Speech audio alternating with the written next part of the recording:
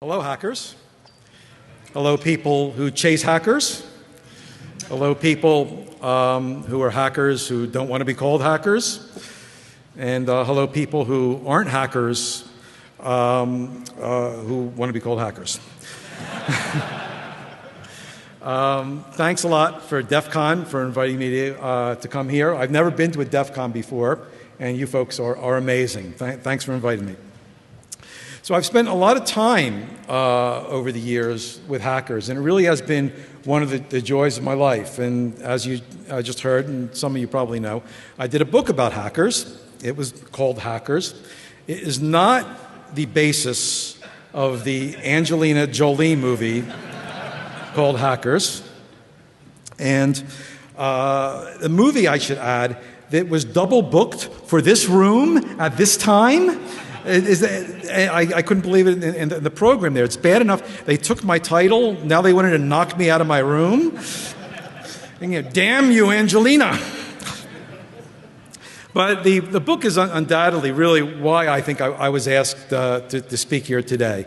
And I've done a lot of journalism since, but I think probably I'm going to be remembered for hackers, heroes of the computer revolution. It first appeared in 1984. It's never been out of print. I've yanked it from two publishers, and as I felt they weren't doing enough with it, and currently with O'Reilly Media, and I moved it to O'Reilly because O'Reilly really loves hackers, and that's a long time ago, 1984, 27 years. Are there people in the room? How many in the room weren't born in 1984? So that's not only a long time in computer time, that's like a lifetime in real life there. Now, the stuff we know today, the stuff we take for granted, was really unimaginable back then in 1984. And it's really amazing that you look back and you find that you couldn't be optimistic enough about what's happened in technology. And you look even at science fiction writers whose job it was to go wild and doing futuristic scenarios and dystopias. And they sort of underestimate how amazing things are now. I mean, who could have anticipated DEFCON, right? So I thought what I'd do tonight is kind of look back a little and take a look at what's happened before, and in the light of saying how hackers themselves have changed what we do there. Because I really feel that in a very important way, we owe it all to hackers. We owe a lot of the big changes that came because of the hackers. Without hackers, we wouldn't be so advanced. And we wouldn't be so productive, and life would certainly be a lot less interesting. But I'm getting a little ahead of myself. So let me tell you, especially those of you who are familiar with the book, but may not be familiar with the story behind it, how I came to write about hackers. So again, we're going to go back in time here. Like Ronald Reagan was in the White House, and a lot of us are trying to figure out what happened to Luke Skywalker at the end of The Empire Strikes Back. And, it's like a long time ago. And I was a freelance writer back then. And as an English major, what else do you do? But I wasn't writing at all about science and technology. I never even took a science course in college. I was writing about the usual stuff like murders and sports and music. And if you'll allow me one digression totally away from the subject there, the coolest thing I did in that period, as I said, I write sometimes about music. And I was writing an article for the Philadelphia Inquirer Sunday magazine about reggae music. And a guy in my food co-op insisted that he could get me an interview with Bob Marley. And miraculously, it happened. He got me an interview with Bob Marley. And I asked Bob Marley, I said, Bob, how can I explain to the readers of the Philadelphia Inquirer Sunday magazine what reggae is? And he, paused a little, and he raised his hand. He said, you know that quiet that happens before the hurricane is coming? That's reggae. Oh, pretty cool. Yeah. Well, back to the hacking. All that stuff changed. My whole course of my career changed in 1981, 30 years ago, when I got an assignment from Rolling Stone magazine to write about computer hackers. And I didn't really know what a computer hacker was, and as a matter of fact, I'd never even touched the computer. It was possible back then to reach adulthood without touching a computer. Now you can't reach age 2 without touching a computer, but that's the way things were back then. So I tried to look up what a hacker was, and it was kind of difficult. There wasn't much about it. But I think if there were a dictionary definition back then of what a hacker was, it would be this. Hacker. Antisocial nerd, by and large a loser, who's addicted to computers. Maybe dangerous, but mostly a booger-stained curiosity. Okay, I thought I could write that story. So I did more research. And one of the things I found was an article in a magazine called Psychology Today. It was called The Hacker Papers. It was a cover story. It was written by a guy named Philip Zimbardo. He was a Stanford professor who was writing about his students. And he thought that hacking was an unhealthy abyss that the unsuspecting students would get sucked into. And this is literally what he said. He said, fascination with the computer becomes an addiction. And as with most addictions, the substance that gets abused is human relationships. Well, that impression, pretty negative one, was seconded in a little more extensive treatment of hackers I saw, still not too much, in a book by a former MIT professor called Joseph Weizenbaum. Now, Weizenbaum is best known for this program called ELIZA, which is a faux artificial intelligence program that sort of emulated a therapist, and you would talk to it. Amazing number of people were fooled. But he also wrote a book called Computer Power and Human Reason, and he had a passage that actually became quite notorious at MIT about hackers, and it was not very flattering. Let me read you this passage there. Bright young men of disheveled appearance, often with sunken, glowing eyes, can be seen seated at computer consoles, their arms tensed and waiting to fire their fingers, already poised to strike at the buttons and keys on which their attention seems to be riveted as a gambler's on the rolling dice. When not so transfixed, they often sit at tables strewn with computer printouts, over which they pore like possessed students of a Kabbalistic text. They work until they nearly drop, 20, 30 hours at a time. Their food, if they arrange it, is brought to them. Coffee, Coke, sandwiches. If possible, they sleep on cots near the printouts. Their rumpled clothes, their unwashed and unshaven faces, and their uncombed hair all testify to the fact that they are oblivious to their bodies and to the world in which they move. These are computer bums, compulsive programmers. Well, this is straight out of Dostoevsky, right? You couldn't imagine a more gloomy and depressing bunch of people. I mean, Angelina Jolie shouldn't portray one of these people. She should adopt one of them. So I figured, cool, I'll go to Stanford and I'll write this story. But before I went, I talked to a colleague at Rolling Stone, and he gave me a list of some other people to talk to, people in the burgeoning personal computer industry and some of the wizards I might not have known about. So I had this list in hand when I flew out to California. And let me tell you, what I saw in California when I first researched this totally blew out the stereotype I had. Within 4 hours after getting off the plane, I was sitting in a hot tub with this guy named Jim Warren, who ran these things called the computer fairs, sort of, like a wild celebration of PCs. And in the tub with me and him were these two deadheads who lived in his property, who were editing this magazine for him about data communications and sideband. And they were just going on and on and on about the transformative nature of the personal computer. And since I had been brought up in the 60s, this revolutionary stuff really clicked with me, and I thought, wow, this is pretty interesting. And that set the tone for the entire visit. And the people I met were not at all like was described by Weizenbaum or Zimbardo. These were people who were not depressed. Well, maybe a couple of them were sort of depressed. But by and large, they were like adventurers. They were thrilled about exploring with computer and sharing what they knew about it. And they were talking about how they were empowered by programming. And what's more, by pushing the envelope on computers, which were just then beginning to find their way on a desktop, they were onto something that was going to change the lives of all of us. And I really began to perceive this in talking to them. They were way ahead of the game, and I wanted to learn much more about this. And in fact, after my article came out, that's what I did. I decided to write more and more about the field. I began a column for a magazine called Popular Computing about telecomputing, and then more a general column. And I would write about things for Rolling Stone and other magazines, like the US Festival that Steve Wozniak did, and the development of the Macintosh, and the culture of computer bulletin boards. I also got a computer for myself. I got an Apple II computer that I use for all my work and for games and for other stuff. And I had my girlfriend, who's now my wife, also get one of those computers. And a couple months after we got the computer, this is really bizarre. A magazine called her. They wanted to interview her and do her picture. They had a full-page picture of her because she was like a woman who used the computer. All she used it for was word processing, right? It's like now you think like women who use pencils, right? But that's the way things were. This was like really something new. So around that time, a publisher asked me if I wanted to do a book about hackers. They saw my article in Rolling Stone. And I wanted to do a book at the time. And at the time, actually, this is actually true. I was circulating a proposal to do a book about cheesy nightclub singers. But it wasn't finding much of a welcome. So I said, okay, I'll do this hackers thing. And I signed up with Doubleday. And it was interesting. We had sort of a fight about the title of the book. The sales force didn't want to call it Hackers because they said no one would know what a hacker was. And certainly they never heard of the word. But we managed to keep the title there.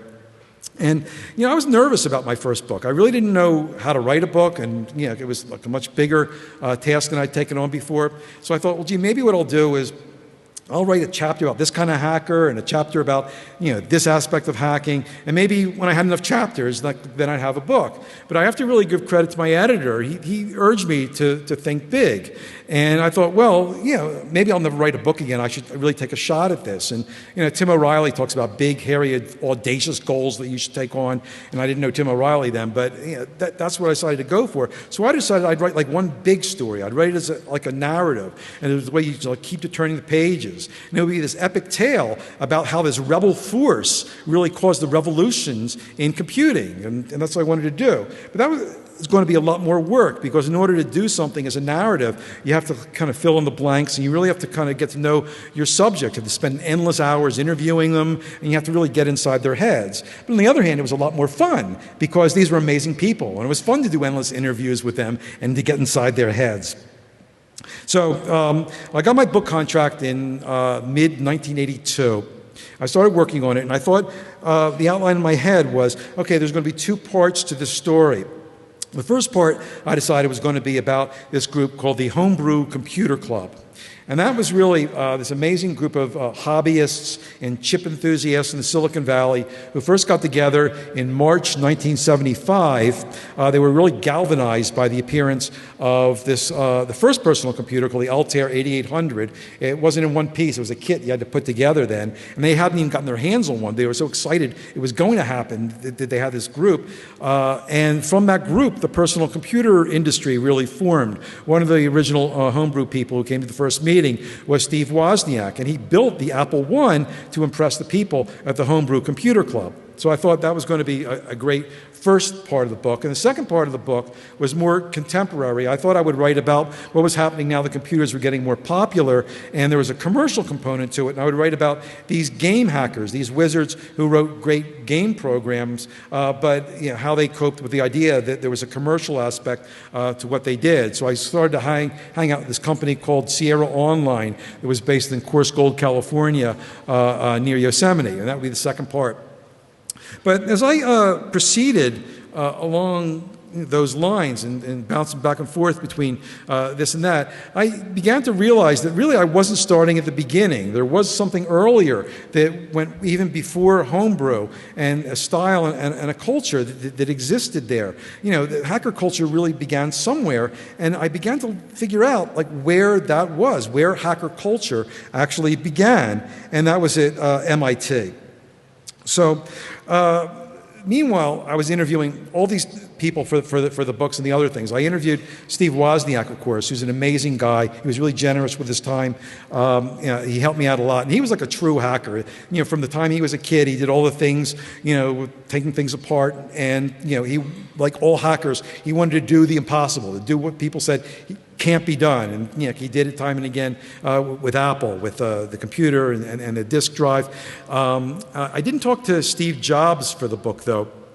Though I did talk to him and meet him right before the book came out. I told you I did a story for Rolling Stone about the beginning of the Macintosh. I convinced Rolling Stone to do a story about a computer, which was like a big deal back then in late 1983.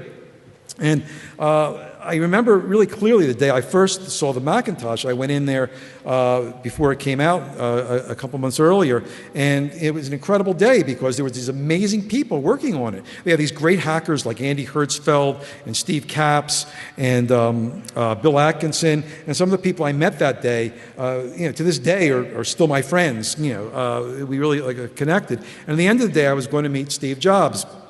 And it was about 5 o'clock. We were going to go out to dinner, and he was going to give me an interview over dinner. And he showed up at the appointed time.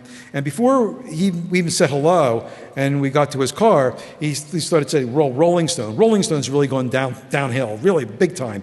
And I was just in a plane, and I saw the latest issue of Rolling Stone have this cover story about MTV, and it was a total piece of shit. And he kept going on and on and on about that. And sometimes people talk, and you want to get into something word edgewise. You have to wait, they take a breath. And I just really wanted to interrupt and tell him, before you go too far, I wrote that story, Steve, about MTV. And when I finally did tell him, he did something which was very Steve Jobs-like. He didn't almost acknowledge that I said it. He just changed the subject and went on to something else there.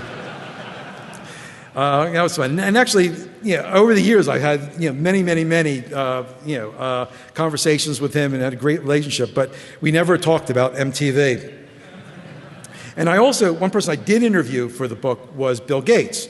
I interviewed him in early 1983. He looked like he was about 13 years old. I remember he was sitting there using a mouse, which is a kind of unusual thing back then, using it with DOS, which is kind of odd.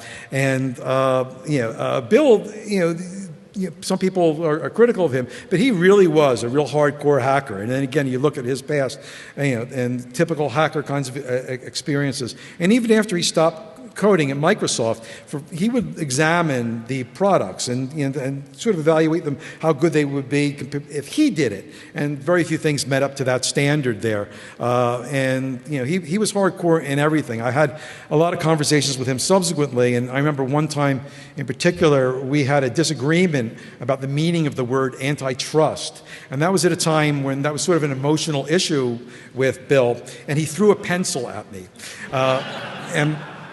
And that was sort of like a legend in Microsoft PR circles.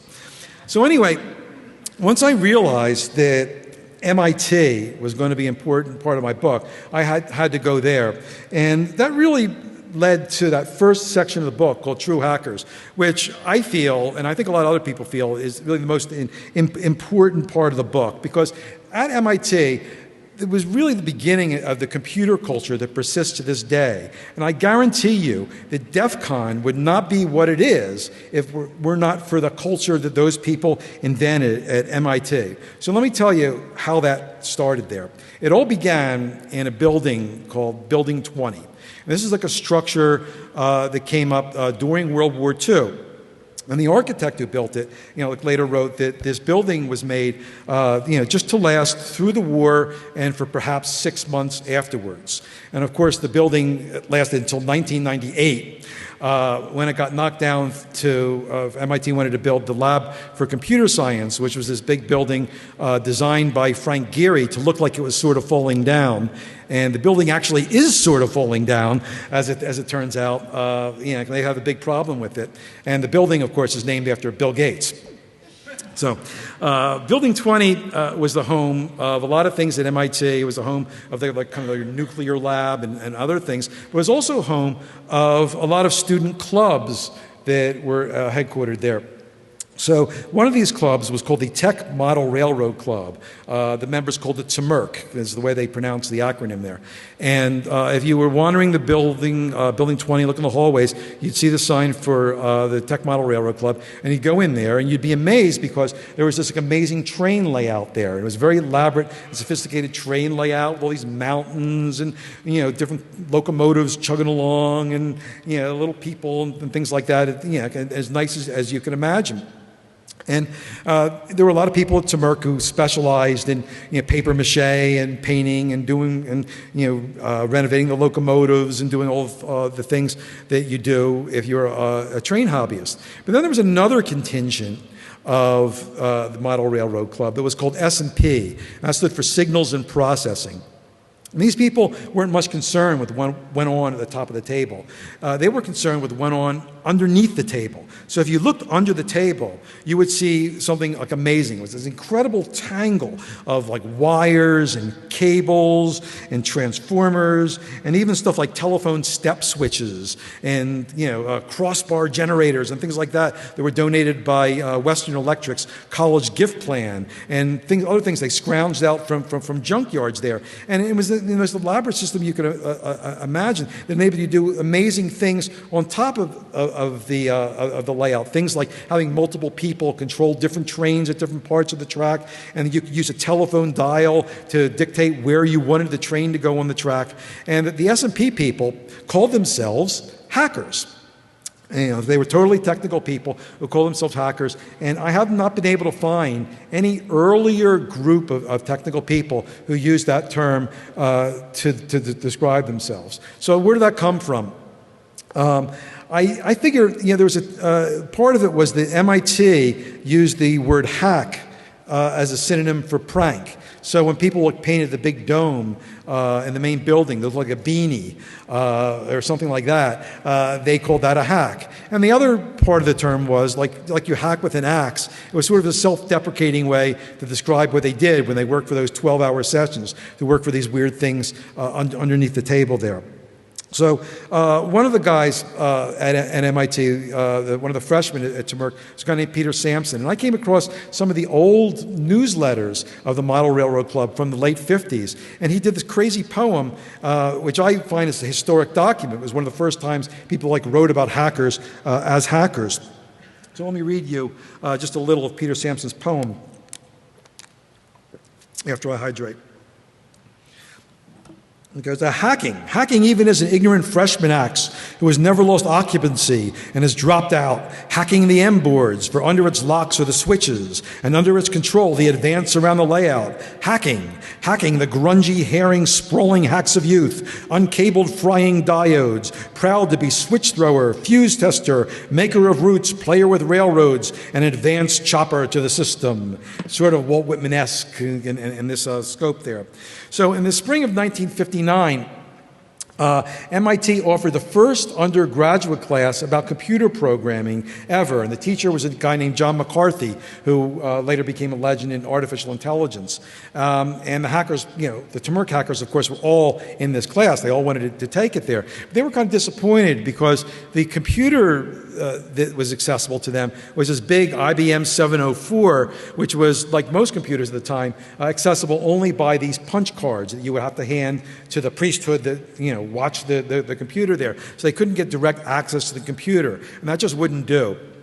But a few months later, Lincoln Labs, which was a part of MIT, sort of run by the defense agencies, donated this computer to MIT, and this was an interactive computer. It was $1 million thing called the TX0, and they asked the hackers from Temurk to write some of the system software, some of the debuggers and compilers, and of course they said yes. And this really transformed them because they could work interactively and they can do all kinds of things to it, and they could have extended access to the computer there.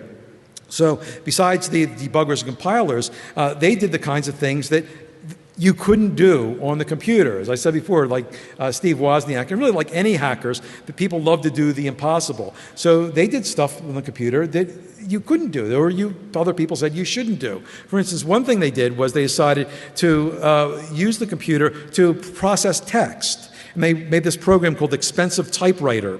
And that was really the first word processor. And another hacker decided to do his math problems on the computer. Not like heavy crunching programs, but the kinds of stuff he did in his classwork. And it was sort of a precursor to the first spreadsheet. And he handed in his homework to the teacher. He printed it out. And the teacher gave him a 0 because he said, this can't be done on a computer. It must be wrong. So A couple of years after that, a new company called the Digital Equipment Corporation donated a prototype of one of the first mini computers, the PDP-1, to MIT, and they asked the hackers to write some of the system software for that, and they did that. They rose to that challenge, but they also did something which was different. They came across the first interactive computer game. It was called Space War, and it was real-time and graphics, and that game, like all the programs that they did, were done as a collaboration. Now, with both the TX0 and the PDP-1, they would write their programs on paper tapes. And the paper tapes would be stored in a drawer. And anyone could go into the drawer and get the tape and run the program and look at how the code was written and then improve the program and then cut a new tape, and that tape would be the new program there. There was no idea of intellectual property or who owned it. The whole idea was to share all the information, because from the moment that TX0 really got there, their goal was to learn as much as they could about it and share that information with each other. That was the highest value that they had. So that really formed the idea that information really should be free and should be shared with each other there. Now, spending time with those hackers, I came to realize, the hackers at MIT, I came to realize they had a lot in common with the other hackers I had talked about in the other sections of the book, with the sections of the Homebrew Computing Club, and even the hackers who were working like for a living, working for Sierra Online. A hacker is a hacker is a hacker, and I realized that hackers had this shared set of values that was pretty consistent, no matter who they were, how old they were. So I came to call that the hacker ethic, and I put that in the book, and it had a number of principles to it. But really, the most important one was the one I just referred to: is that information should be free. And of course, I'm not talking about free as in not costing anything, because at that point, especially for the MIT, people weren't charging for software anyway. That was an alien concept. But free in the way that you should share it all, and also free in the way that information should move as freely as possible, both in the computer, and this is something the way hackers thought, outside the computer as well. One of the precepts of the hacker ethic was that you have to resist bureaucracy, because bureaucracy keeps you at a distance, at a remove from information, and the lack of bureaucracy makes for a free flow of information there. So those feelings even extended to physical systems. Now, here at DEFCON, I'm really interested. You've got like a lock hacking village, and it's like a big deal now to do lock hacking here. But let me tell you, at MIT, they were first in lock hacking there. The hackers, felt that locks, whether on computers or on doors, kept them away from information they needed. So they started their own lock hacking community there. A lot of them took courses in locksmithing so they could learn more, and they can get licenses to get the special blanks that only locksmiths could get hold of. And pretty much they were able to get into pretty much anything at MIT. And one of the hackers explained it to me, and I actually want to give this extended quote because I think it even extends outside of lock hacking and outside of that time period in the 50s and 60s there. This is a guy named David Silver. And as he explained it to me, this was ultra highly clever warfare. There were administrators who would have high security locks and have vaults where they would store the keys and have sign-out cards to issue keys. And they felt secure, like they were locking everything up and controlling things and preventing information from flowing the wrong way and from things being stolen. And then there was another side of the world where people felt everything should be available to everybody. And these hackers had pounds and pounds and pounds of keys that would get them to every conceivable place. The people who did this were very ethical and honest, and they weren't using this power to steal or injure. It was kind of a game, partly out of necessity and partly out of ego and fun. At the absolute height of it, if you were in the right inside circle, you can get the combination to any safe and you get access to anything. Sound familiar? Now, at one point, it got so the administrators felt they had to ramp up the warfare. So they got this Class 2 safe that was certified to keep classified secrets for the government. And they felt the hackers could never get into that. And of course, you can't say to hackers, you can't get into that. They actually went to a junkyard where the government got rid of stuff, and they found their own Class 2 safe. They dragged it up to Tech Square, where like a lot of the hackers were then in the artificial intelligence lab, and they took it apart with acetylene torches and figured out how all the tumblers worked and things like that. And they were able to reverse engineer it and break into the administrator's safe there. And in Hackers, I read about this poor guy who was in charge of protecting things from the hackers at MIT. This is an unenviable job. This is a guy named Russell Nofsker did it. And this guy, and it was really sad because the guy was sort of a hacker himself. Like a lot of hackers, he had a love of explosives. That seems to be another thing that a lot of hackers like. And actually, it was a young man, he worked for a company, a high-tech company, and he convinced them to give him part of his salary in Primacord, which is like a very, you know what it is, right? And one very snowy winter, he conceived of a scheme to blow up the snow on his walk with Primacord. And his wife got a hold of the idea and prevented it. He made him shovel the snow. But this guy actually sort of went over to the other side when he was charged with protecting the information. He took it very personally that the hackers, got all this. And he kept, he was like Elmer Fudd. He kept constantly getting outsmarted. And finally, he sat down, he declared a truce. He said, you know what, I give up. I'm standing down. But please, let's do it this way. So sort of like, don't ask, don't tell. I'll let you go where you want, but be righteous about it. Don't cause trouble where you go, and don't talk about it to people. If you happen to go climb up on the ceiling and drop into a locked room from the ceiling, just look around and don't cause problem, and then lock up and clean up after yourself, and don't let people know that you were there. It's important to create the illusion of security, and that's all we need there. So don't you think a lot of companies today sort of use the illusion approach to security there? That's another story there. So, of course, it was a given that those hackers were honorable. Yeah, sometimes when they got on a computer and they were unauthorized to do it, sometimes the computer would crash. But they didn't necessarily mean for the computer to crash. And sometimes when they borrowed tools, the tools would get broken, but they didn't mean to have broken. It was, sometimes those things happened, but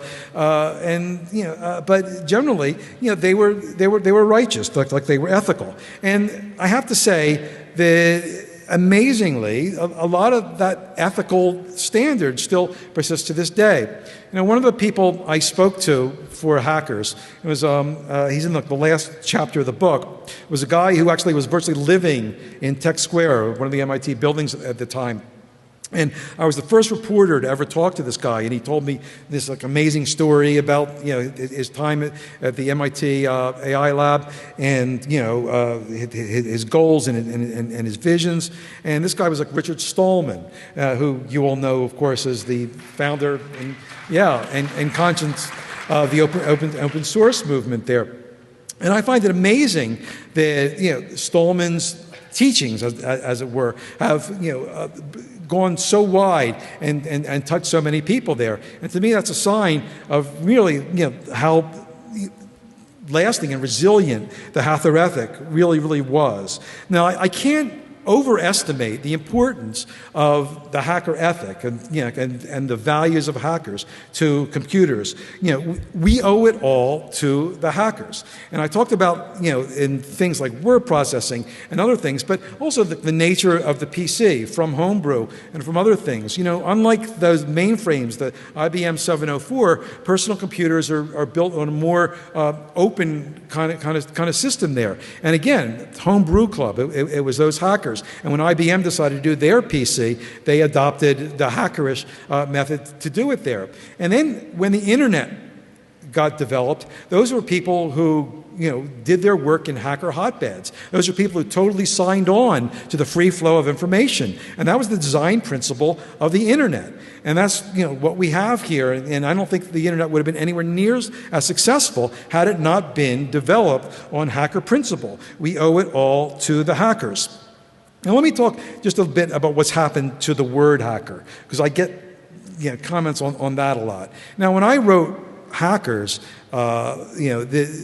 the term was sort of moving and vacillating between that, sort of like sick addict view that it had when it started, into the more classic view of the hackers I talked to, the true hackers, that implied, like wizardry and, cleverness and, doing the impossible and, technical wizardry, things like that. But a few years after I wrote the book, there were a lot of well-publicized cases where people, a lot of times kids, would break into computer systems. There was one in Minnesota which, particularly got a lot of attention. And the press glommed onto the word hacker and used it so much that a lot of people who encountered the word for the first time in that thought hacking was totally synonymous with that kind of activity. And the older hackers really got bent out of shape by that. There was this thing called the Hacker Conference that first started actually after my book, when Stuart Brand gathered a lot of people together and the Whole Earth people to join the generations of hackers. Well, this happened every year, and people, they were outraged at this. And one year the CBS News came and they did a report, and they made these people look to the viewers like they were the kids who broke into the computers, and they didn't do that stuff, and they were very offended there, and they wanted to write letters and somehow get the language police on there and and roll back what happened there. And it was futile and I guess almost silly to think that you could do that, because language takes its own course, and it turns out it's kind of useful to describe activities in that way there. And I think really what's happened there to the word hacker is I look at it as a tree with a lot of branches. And on one hand, there's this branch with the classic sense of the definition, which exists. And then there's these other branches with, like the definition that implied, sort of like a darker side and, darker and maybe even more dark. And there's certainly one branch which goes for, malicious stuff and cyber warfare and people who work for Rupert Murdoch and, things like that. And then there's, sort of like the Bob Dylan branch. And I named that after, the 1966 song, Absolutely Sweet Marie, where Bob Dylan said, to live outside the law, you must be honest, right? And that's, maybe that's the DEFCON branch, because, like a lot of people here, I don't want to speak for you, but it seemed to be on that number there, like, where, like maybe the letter of law isn't so important as doing the right thing and being ethical there.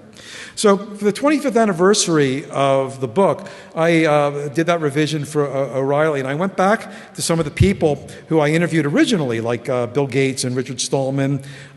He's no less unique than he was before.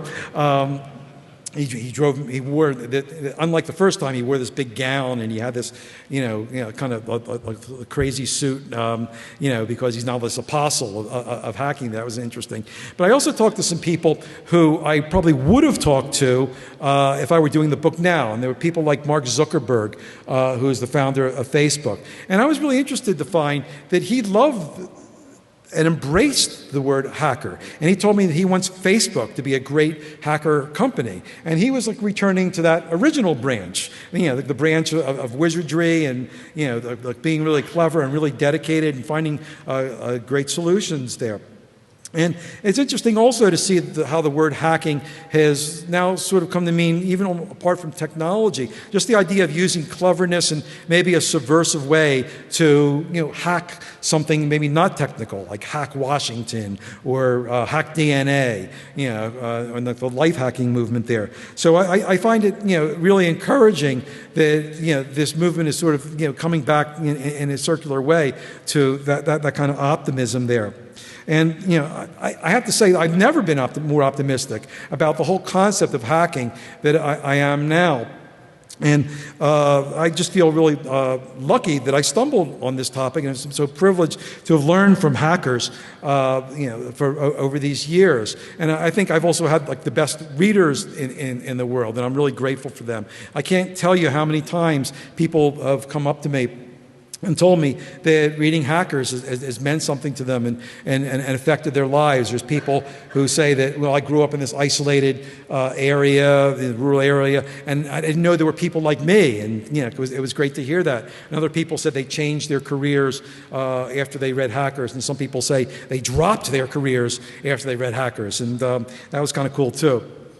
And a lot of people ask me, well, how come you don't write a sequel to Hackers? And I answer, I think, well, I think I've been doing nothing but writing sequels to Hackers since it happened. If you look at the books I've written since, almost all of them deal in some way with hackers and the stuff hackers do. When I wrote about how, like, the bottom-up biological processes, applied to computers, led to artificial life. The people I talked to, in large part, were hackers there. And of course, I wrote a book called Crypto, and the people behind that revolution in cryptography and public key cryptography, were from that same building, Tech Square at MIT, who developed public key and really took on the NSA to establish that. On Sunday, as a matter of fact, Whit Diffie, who is one of the subjects of my book, is speaking here at DEFCON, and I strongly urge you go and see him. He's really an amazing person there. And of course, I wrote a book about the Macintosh. I mentioned before about how the Mac hackers had such an impact on computers and the way we do computing. And my most recent book was about Google, which of course is a hacker haven. And it has a reverence built into the business plan. Now, I have to admit, though, back when I wrote the book, when I published the book, I was somewhat pessimistic about the future of hacking. I was sort of worried that commercialism would have its effect on hacking, and I thought that because computers becoming so popular, maybe the passion of hacking might be watered down somewhat. But I'm so happy to say that I'm proved wrong. It was the exact opposite. The idea that the principles of hacking were built into the computers and into the internet put the virus of hacking out into the public at large. And hacking really changed everything, I think, for the better. We owe it all to hackers. Thank you very much.